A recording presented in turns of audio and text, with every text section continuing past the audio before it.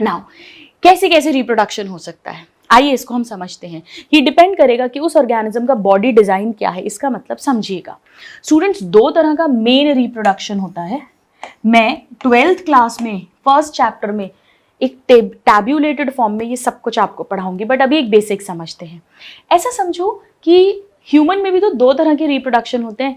एक जैसे जो नॉर्मल रिप्रोडक्शन है, जैसे माधुरी दीक्षित के बच्चे या शाहरुख खान के चिल्ड्रन या काजोल के चिल्ड्रन, जहाँ पर दो पेरेंट्स इन्वॉल्व हैं। काजोल एंड, हाँ ये तो आपको याद है, जैसे अजय देवगन या शाहरुख खान एंड गौरी या माधुरी दीक्षित एंड डॉक्टर श्रीराम नेने। इसे सेक्सुअल रिप्रोडक्शन कहते हैं। यहाँ पे टू पेरेंट्स इन्वॉल्व होते हैं, यानी बाय पेरेंटल है।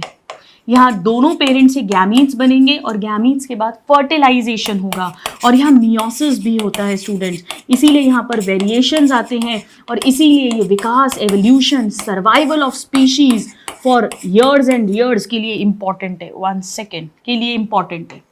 उप्स 1 second, yes, is it clear? और यहाँ पे फर्टिलाइजेशन भी होता है, यानी बहुत सिंपल सी बात है, हम नेक्स्ट क्लास में पढ़ेंगे। यहाँ पर दो गैमीट्स बनेंगे और दोनों फ्यूज करेंगे, उससे जाइगोट बनेगा और न्यू इंडिविजुअल बनेगा। यानी यहाँ पे टू पेरेंट्स इन्वॉल्व है। ऑफकोर्स थोड़ा स्लो प्रोसेस होगा, एनर्जी ज्यादा लगेगी, कॉम्प्लेक्स प्रोसेस है। बट कुछ पेरेंट्स कैसे होते हैं, जैसे एकता कपूर, जैसे तुषार कपूर, जैसे करण जौहर। अब हालांकि सेक्सुअल रिप्रोडक्शन के थ्रू ही इनके बच्चे हुए हैं, दो गैमीट से, बट एक एग्जाम्पल दे रही हूँ। यानी हम कह सकते हैं सिंगल पेरेंट्स हैं, यानी एक ही पेरेंट से अगर नेक्स्ट जनरेशन बन रही है तो उसे ए सेक्सुअल रिप्रोडक्शन कहते हैं। अभी हम समझेंगे भी। यहाँ पर मियोसिस नहीं होगा, यहाँ पे फर्टिलाइजेशन कभी नहीं होगा। मियोसिस नहीं होगा तो वेरिएशंस नहीं होंगे, तो यहाँ पर जो नेक्स्ट जनरेशन बनेगी वो कार्बन कॉपी, जेरोक्स कॉपी होती है, जिन्हें क्लोन्स कहते हैं। क्लोन्स बिल्कुल exactly identical to the parents, वो यहाँ बनते हैं। यहाँ नहीं, यहाँ पर वेरिएशंस होंगे। हालांकि ये फास्ट प्रोसेस है, एनर्जी कम लगेगी, सिंपल प्रोसेस है। इन ऑर्गेनिजम्स में भी स्टूडेंट, हालांकि जब एनवायरनमेंट चेंज होता है तो ये एसेक्सुअल से सेक्सुअल मोड ऑफ रिप्रोडक्शन में शिफ्ट कर जाते हैं। वो सब डिटेल्स 12th में पढ़ाऊंगी। तो आज आइए हम इस एसेक्सुअल रिप्रोडक्शन के क्या क्या तरीके हैं उनको डिस्कस करते हैं। आइए समझाती हूँ। So let's talk about the modes of asexual reproduction. एक काम करते हैं, इसको ऐसा लिखते हैं अपन, एसेक्सुअल रिप्रोडक्शन।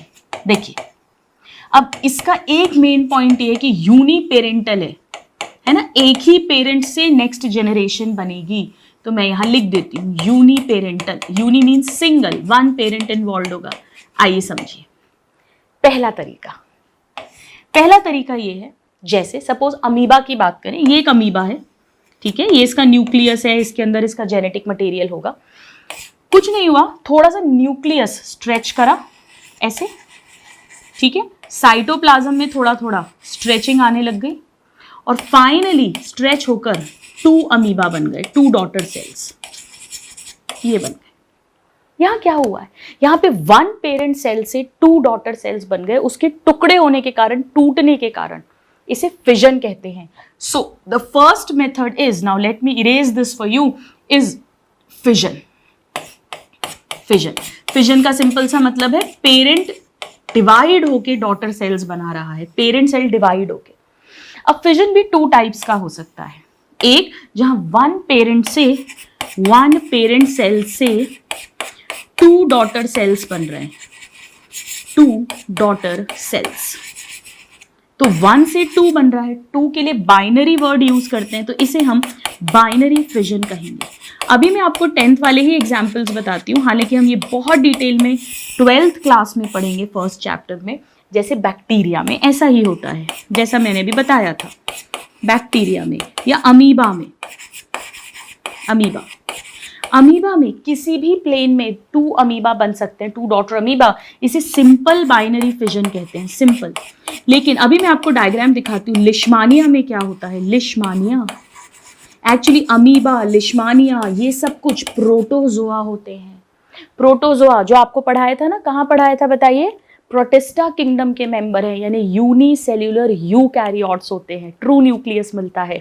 तो एनसीईआरटी में कैसे लिखा है, bacteria and protozoa, some protozoa they show fission, binary fission. इसमें क्या होता है लिशमानिया में ऐसे लंबे में 2 डॉटर सेल बनते हैं, यानी लॉन्गिट्यूडिनल बाइनरी फिजन होता है, लॉन्गिट्यूडिनल बाइनरी फिजन।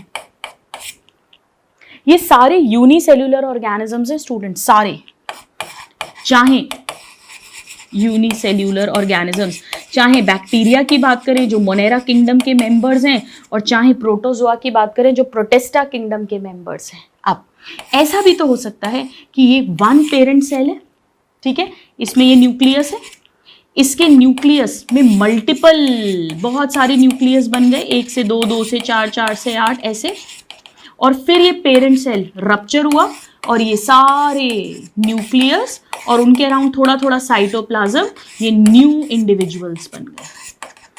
यहाँ क्या हो रहा है, यहाँ पर 1 पेरेंट से 2 डॉटर सेल बने थे, यहाँ 1 पेरेंट से मेनी डॉटर सेल बन रहे हैं, तो इसे हम कह देंगे मल्टीपल फिजन। दोनों ही फिजन है क्योंकि पेरेंट सेल ब्रेक होके न्यू डॉटर सेल बना रहा है, लेकिन यहाँ बहुत सारे बना रहा है और यहाँ पर 2 ही बना रहा था। ये भी यूनिसेल्युलर ऑर्गेनिजम्स में मिलता है, जैसे कि एक एग्जाम्पल हम एनसीईआरटी वाला लिखते हैं विच इज प्लाज्मोडियम। जी हाँ, प्लाज्मोडियम जो मलेरिया कॉज करता है, वो भी स्टूडेंट्स एक प्रोटोजोआ ही होता है। So example Plasmodium, malaria cause करने वाला पैरासाइट। आप यहीं पर लिख लेना, यहां पर 1 पेरेंट सेल से मेनी डॉटर सेल्स बनते हैं, मेनी डॉटर सेल्स, ठीक है। तो ये तो एक तरीका हुआ, first type. Now let's see और कैसे हो सकता है एसेक्सुअल रिप्रोडक्शन। दोनों ही जगह आपने देखा 1 पेरेंट से 2 डॉटर सेल या 1 पेरेंट से मेनी डॉटर सेल्स बन रहे हैं। अब एक सेकेंड तरीका क्या हो सकता है, आइए समझते हैं। जैसे यीस्ट में क्या होता है समझना। मैंने यीस्ट क्यों कहा, यीस्ट क्या है, यीस्ट एक फंजाई है, पर यूनिसेल्यूलर यानी single celled fungi, unicellular organism है। यीस्ट में क्या होता है, जैसे सपोज ये यीस्ट है, अब ये फंजाई है, फंजाई मतलब यूकैरियोट है, तो इसमें न्यूक्लियस भी होगा, डीएनए सब होगा।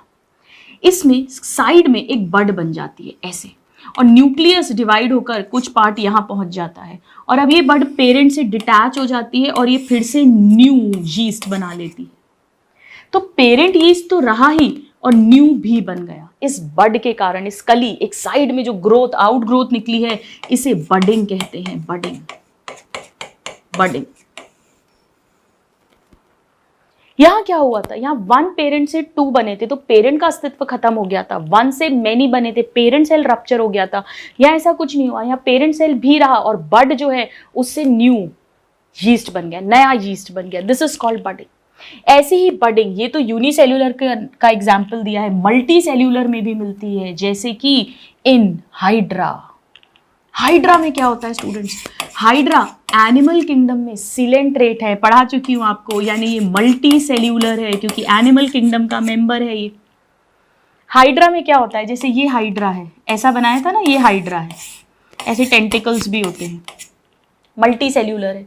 इसमें यहां पर एक बड बनी, ये छोटे छोटे टेंटिकल्स बने, ये बड पेरेंट से डिटैच हुई और इसने ग्रोथ करके एक न्यू हाइड्रा बना लिया। पेरेंट हाइड्रा तो रहा ही, न्यू हाइड्रा भी बन गया। This is what is called budding. So budding can occur in both unicellular as well as multicellular organism. So this is the second method. यहां भी आप देख रहे हैं 1 पेरेंट सेल से ही न्यू जनरेशन बन रही है। अब हम थर्ड देखते हैं। थर्ड एक एल्गी आता है स्टूडेंट्स, फिलामेंटस एल्गी। फिलामेंटस मतलब बहुत सारे सेल, एक फिलामेंट, फिलामेंट का मतलब होता है हमेशा धागे जैसे अरेंज होते हैं, जैसे सपोज ऐसा, ये अलग अलग सेल्स है, ये एक पूरा एक एल्गी बना है, एक एल्गी, इसका नाम है स्पाइरोगायरा। स्पाइरोगायरा, पता है स्पाइरोगायरा क्यों बोलते हैं? इसका जो क्लोरोप्लास्ट है ना वो ऐसा होता है, स्पाइरल, मैं पढ़ाऊंगी आगे 11th में, ऐसा स्पाइरल, ये क्लोरोप्लास्ट है इसका, जिसमें क्लोरोफिल भरा हुआ है क्योंकि ये एल्गी है। This is a filamentous algae. और आप जानते हो एल्गी जो है ये भी मतलब मल्टी सेल्यूलर हो गया, बहुत सारे सेल्स का बना है, तो मल्टी सेल्यूलर एल्गी। इसमें क्या होता है, इसके टुकड़े हो जाते हैं, तो एक पीस कट हुआ, एक पीस कट हुआ, तो इससे, इस पीस से भी पूरा न्यू स्पाइरोगायरा बन जाएगा, इससे भी और इससे भी। टुकड़े होने से, फ्रैगमेंट होने से ऐसा हो रहा है, तो इस मेथड को फ्रैगमेंटेशन कहते हैं। यहां भी 1 पेरेंट से बहुत सारे पेरेंट्स बन रहे हैं, सो this is asexual reproduction, fragmentation, fragmentation. ठीक है। अब एक और होता है स्टूडेंट्स जिसे एक्चुअली एक्सीडेंटल फ्रैगमेंटेशन कहते हैं। कुछ ऑर्गेनिजम्स हैं जहां पे नॉर्मली सेक्सुअल रिप्रोडक्शन भी होता है या और तरीके से भी एसेक्सुअल रिप्रोडक्शन होता है, बट अगर अभी खुदा ना खास्ता उनकी बॉडी का कोई पीस टूट जाए तो उससे पूरा नया ऑर्गेनिज्म बन जाता है। जी हाँ, उसे कहते हैं रीजेनरेशन। रीजेनरेशन। हाइड्रा में बडिंग के थ्रू भी एसेक्सुअल रिप्रोडक्शन होता है जैसा मैंने पढ़ाया, और हाइड्रा में रीजेनरेशन के थ्रू भी होता है।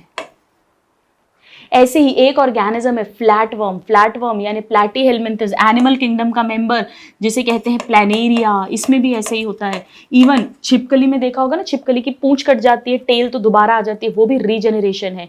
पर छिपकली में उस टेल से पूरी नई छिपकली नहीं बन सकती, टेल कट के टेल वापस आती है, पर इनमें पीस टूटने से पूरा नया ऑर्गेनिज्म बन जाता है। एनसीईआरटी में पूछा है कि ऐसा कैसे पॉसिबल है, ऐसा क्यों होता है? पता है क्यों होता है? क्योंकि जो पीस ब्रेक हुआ है ना, उसमें टोटीपोटेंट सेल्स होंगे। टोटीपोटेंट मतलब, टोटीपोटेंट सेल्स क्या होते हैं? टोटी मतलब टोटल पोटेंशियल वाले सेल्स। एक्चुअली क्या है, ये सब ना मल्टी सेल्यूलर है, ये सब मल्टी सेल्यूलर है। फ्लैट वर्म्स में तो ऑर्गन्स तक बन जाते हैं। तो अब आप खुद सोचो कि भाई मल्टी सेल्यूलर ऑर्गेनिजम्स में अगर एक पार्ट से, मल्टी सेल्यूलर है ना, तो सेल्स ने मिलकर टिश्यू बनाया होगा, टिश्यू मतलब अपने अपने काम के लिए स्पेशलाइज हुए होंगे, तो हमें कोई ऐसा सेल चाहिए जिसमें टोटल पोटेंशियल है, जो हर तरह का टिश्यू बना सकता है। जैसे सपोज मैं ह्यूमन की बात करूं तो ह्यूमंस में आपको मैंने पढ़ा है 4 टाइप के टिश्यूज हैं, epithelial, nervous, connective and muscular. तो अगर ह्यूमन के सपोज इस हाथ को काटने से पूरा नया इंसान बन सकता हो, तो इसका मतलब इस हाथ के अंदर ऐसे सेल होने चाहिए जो एपिथेलियल, नर्वस, मस्कुलर और कनेक्टिव चारों तरह के टिश्यूज बना सकें, स्पेशलाइज्ड हो सकें, तो हम उसे टोटीपोटेंट सेल कहेंगे। इन ऑर्गेनिज्म में कहीं ना कहीं टोटीपोटेंट सेल्स मिल रहे हैं, यही कारण है कि इनसे पूरा का पूरा न्यू ऑर्गेनिज्म बन रहा है छोटे से पीस से। स्टूडेंट्स इन दोनों में बड़ा कंफ्यूज होते हैं। कुछ नहीं है स्टूडेंट्स, ये एक्सीडेंटल फ्रैगमेंटेशन है। इन ऑर्गेनिजम्स में और तरह से भी रिप्रोडक्शन होता है, बट एक्सीडेंटली अगर कोई पीस ब्रेक हो जाएगा तो वो भी नया ऑर्गेनिज्म बना देगा, और इनमें तो इसी तरह से ही मेन रिप्रोडक्शन होता है। राइट, चलो और देखते हैं। इसे पता है मैं 11th में कैसे पढ़ाऊंगी, 12th में। ऐसा समझो कि ये एक सिंगल मदर है, बहुत मिलियनियर, करोड़पति, अरबपति। इन्होंने कई सारे बच्चे अडॉप्ट करे, लॉट्स ऑफ चिल्ड्रन। एक बेटा ऐसा है जो अपने मदर के ही रेस्टोरेंट को की ब्रांचेस खोलता है, 1 से 2 या 1 से बहुत सारी ब्रांचेस। पर एक बेटा ऐसा है जो अपनी खुद की अपनी खुद की पहचान बनाना चाहता है, तो वो अपने मदर के बिजनेस से अलग होकर अलग निकल गई और फिर अपना बिजनेस ग्रो करता है। ये बेटा जो है ये बार बार टूटता है, अनलकी है, बार बार गिरता है और फिर अपना बिजनेस खड़ा करता है, हर टुकड़े से टुकड़ा टुकड़ा होकर भी फिर से। और ये वैसे तो लकी है, बट कभी कभी अगर भूले भटके अनलकी होकर एक्सीडेंटली ब्रेक हो जाए, बिजनेस फ्लॉप हो जाए, तो भी दोबारा खड़ा हो जाता है। और भी कोई तरीका होता है क्या? जी हाँ, बिल्कुल, आइए देखते हैं। सो this is number 4 and now let's talk about number 5। Students, multi cellular organisms, जैसे अगर मैं एल्गी की बात करूं या मैं फंजाई की बात करूं, इनमें एक बड़ा कॉमन होता है। जैसे अपनी एनसीईआरटी में एक फंजाई का नाम दिया हुआ है राइजोपस, जो ब्रेड को खराब करता है, इसे ब्रेड मोल्ड भी कहते हैं। इनमें क्या होता है, इनमें ये मल्टी सेल्यूलर है, मतलब इनमें ऑर्गन्स भी बने, टिश्यूज, ऑर्गन, ये सब बना हुआ है। तो इनमें हालांकि फंजाई में ऑर्गन्स नहीं बनते, लूज टिश्यू रहता है, पर स्पेशलाइज्ड हो गए हैं सेल्स, तो इनमें एक स्पेशलाइज्ड स्ट्रक्चर बनता है। जैसे मान लो राइजोपस में ये एक स्पेशलाइज्ड स्ट्रक्चर बना, इसे स्पोरैंजिया कहेंगे, और इसके अंदर स्पेशल स्ट्रक्चर्स बनेंगे जिन्हें स्पोर्स कहेंगे, स्पोर। तो ये तरीका, इस मेथड को स्पोर फॉर्मेशन कहते हैं। यहां पर क्या हो रहा है, ये स्पोरैंजिया रप्चर होगा, बर्स्ट होगा, स्पोर बाहर जाएंगे, लैंड करेंगे और वहां पर एक नया फंजा या नया एल्गी बन जाएगा। तो यहाँ क्या हो रहा है, यहाँ एक स्पेशलाइज्ड स्ट्रक्चर बन रहा है। ऐसा कुछ यहाँ नहीं हो रहा था, बट यहाँ हो रहा है। This is called spore formation. Multi cellular organisms में जहाँ डिफरेंशिएटेड बॉडी है, वहां पर ये बहुत अच्छा रोल प्ले करते हैं। ऑफकोर्स ये टोटीपोटेंट होंगे स्पोर्स, तभी तो पूरी की पूरी नई बॉडी बना रहे हैं, पर यहाँ एक स्पेशलाइज्ड स्ट्रक्चर बन रहा है स्पोर्स, यहाँ ऐसा कुछ नहीं हो रहा था। Now this is number 5 and now last but not the least, number 6। क्या आप कभी ये कल्पना कर सकते हैं, ये इमेजिन कर सकते हैं कि हायर प्लांट्स में ऐसा कुछ होता होगा? अभी तक सब जगह देखो एक एक सिंगल पेरेंट से पूरा का पूरा नेक्स्ट जनरेशन बन रहा है। हायर प्लांट्स, फ्लावरिंग प्लांट्स में क्या होता है, हम जानते हैं फ्लावर बनता है, और फ्लावर में जो ओवरी है उसके अंदर फर्टिलाइजेशन होता है और ओवरी फ्रूट बना लेती है। तो फ्रूट के अंदर सीड होती है और उस सीड के अंदर एम्ब्रियो होता है। ये पूरा एक सेक्सुअल रिप्रोडक्शन होता है जहाँ मियोसिस होता है, गैमीट्स बनते हैं, वेरिएशंस आते हैं फ्रॉम जनरेशन टू जनरेशन। पर अगर मान लीजिए एक आम का पेड़ है जो मुझे बहुत, जिसके आम पसंद है और मैं नहीं चाहती कि इसमें सेक्सुअल रिप्रोडक्शन नॉर्मली तरीके से रिप्रोडक्शन हो, क्योंकि वो होगा तो मियोसिस होगा, नेक्स्ट जनरेशन के आम ऊपर नीचे आएंगे। मैं तो एग्जैक्टली यही आम चाहती हूँ, यही आम का पेड़ चाहती हूँ, कार्बन कॉपी चाहती हूँ। तो मैं क्या करूँ, उसकी रूट से, स्टेम से या लीव से भी हम नया पेड़ बना सकते हैं। इसे कहेंगे एसेक्सुअल रिप्रोडक्शन। रूट से, स्टेम से, लीफ से। जी हाँ स्टूडेंट्स, एक पेड़ होता है, ध्यान से सुनना, उसकी ऐसी लीफ होती है, ऐसी लीफ, और उसकी लीफ से नया पेड़ बन जाता है पूरा। अगर आप उसकी लीफ को कट करके गाड़ दें तो उससे नया पेड़ बन जाता है, लीफ से नया पेड़ बन जाता है पूरा। क्या जबरदस्त बात है। और कार्बन कॉपी होगा पेरेंट की, क्लोन्स बनेंगे, ये सब में क्लोन्स बनेंगे। मियोसिस कहीं नहीं हो रहा है, सब में, लेट मी राइट, सब में क्लोन्स फॉर्म होते हैं।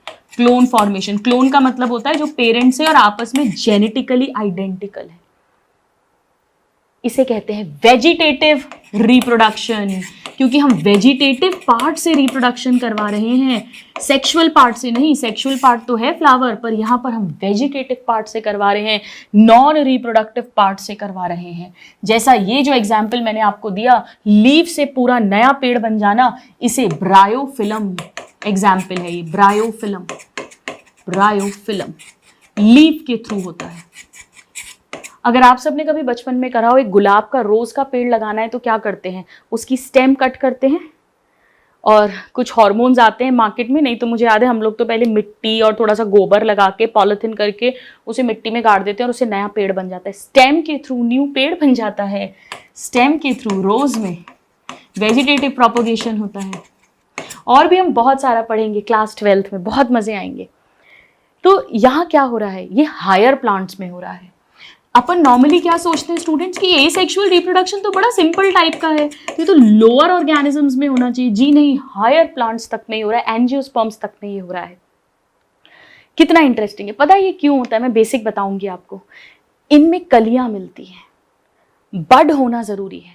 बड नोड पर होता है तो बड होना जरूरी है। अगर बड, इस पत्ते में मार्जिन्स पे बड होती है, कली, इसीलिए वो ग्रो करके नया शूट, पूरा सिस्टम, शूट, रूट, पूरा पेड़ बना देती है।